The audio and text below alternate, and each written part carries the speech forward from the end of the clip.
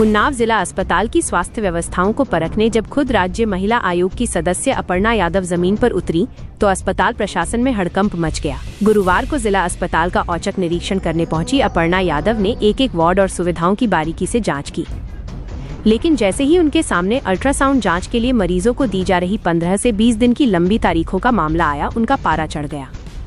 अपर्णा यादव ने अधिकारियों को दो टूक लहजे में हिदायत दी कि महिलाओं को जांच के लिए इस तरह लंबा इंतजार करवाना कतई बर्दाश्त नहीं किया जाएगा। उन्होंने साफ कहा कि पहले भी निर्देश दिए गए थे, फिर भी मरीजों को निजी केंद्रों पर जाने के लिए मजबूर होना पड़ रहा है, जो बेहद गंभीर बात है। हालांकि उन्होंने ये भी स्वीकार किया कि अस्पताल में मरीजों का भारी दबाव है और संसाधनों की कमी है, जिसके लिए उन्होंने शासन को अतिरिक्त मशीनें और सोनोग्राफर तैनात करने के लिए पत्र भी भेजा है। सिर्फ नाराजगी ही नहीं, अपर्णा यादव ने अस्पताल में हुए सकारात्मक बदलावों को भी नोटिस किया। उन्होंने पिछली बार की तुलना में बेहतर लाइटिंग और शौचालयों की सुधरी हुई स्थिति पर संतोष जताया। अस्पताल के बाद उन्होंने महिला चौपाल में शिरकत की, जहां उन्होंने समाज और जनप्रतिनिधियों से अपील की कि महिलाओं को बोलने का हक दें, उन्हें एक ऐसा सुरक्षित माहौल दें जहां वे बिना किसी डर या शर्म के अपनी समस्याएं साझा कर सकें।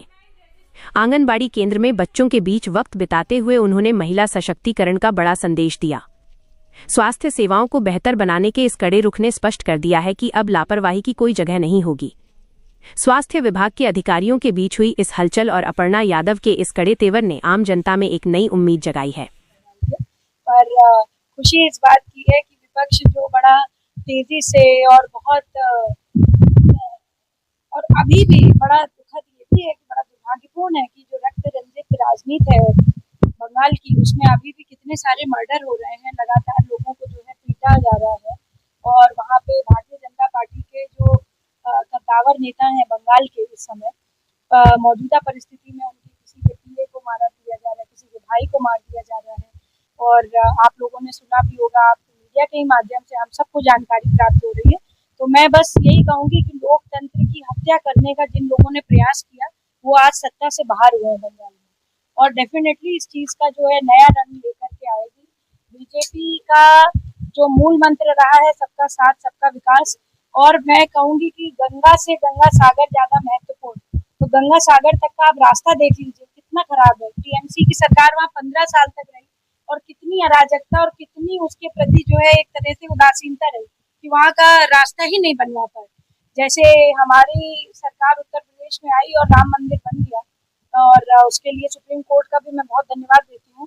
वैसे ही मैं समझती हूँ आदरणीय प्रधानमंत्री जी जरूर जो है गंगा सागर तक का भी रास्ता मजबूत कर देंगे, जिससे सनातनियों को वहाँ जाने में आसानी होगी।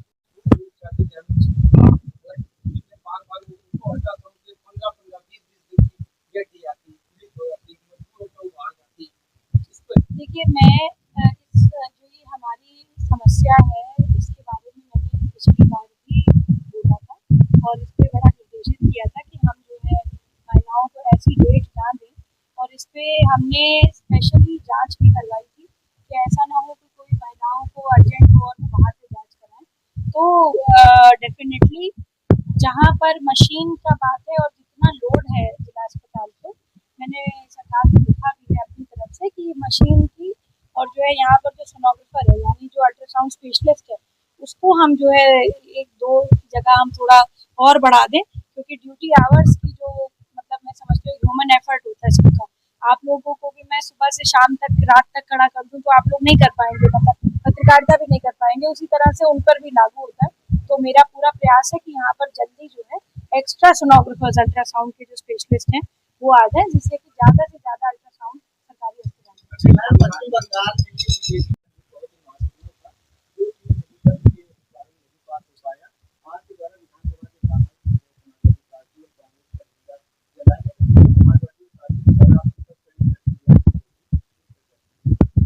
बोल चुकी हूँ, और जो है ऑलरेडी मैं अपनी बात रख चुकी हूँ।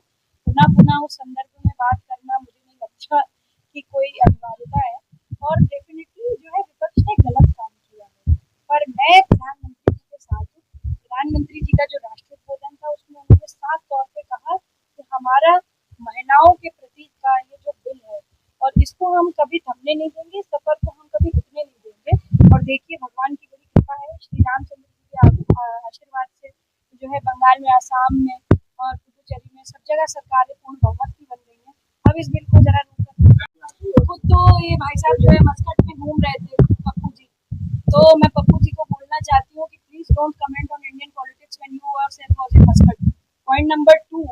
जो है केरला में कांग्रेस की सरकार बनी तो वहाँ पे ईवीएम की चोरी क्या कांग्रेस पार्टी ने करी? इस तरीके की अभद्र बातें सरकार के बारे में और जो है इलेक्शन कमीशन की पूरी प्रक्रिया के बारे में बहुत हास्यास्पद है। एक सीजन्ड पॉलिटिशियन की तरह उनको अपनी हार स्वीकार करनी चाहिए और जो हाल हो रहा है कांग्रेस पार्टी का, आने वाले समय में ऐसा ना हो जाए कि खत्म ही हो जाए ये पार्टी, ऐसा भी कुछ आसार लग रहा है। राहुल गांधी जी को अपने विवेक से काम करना चाहिए और अपनी पार्टी पर ध्यान करना चाहिए। इस प्रकार की बयानबाजी करने से बचना चाहिए। लखनऊ की हर बड़ी हलचल, अपराध की सच्ची खबरें, द लखनऊ टाइम्स, सबसे तेज, सबसे सही।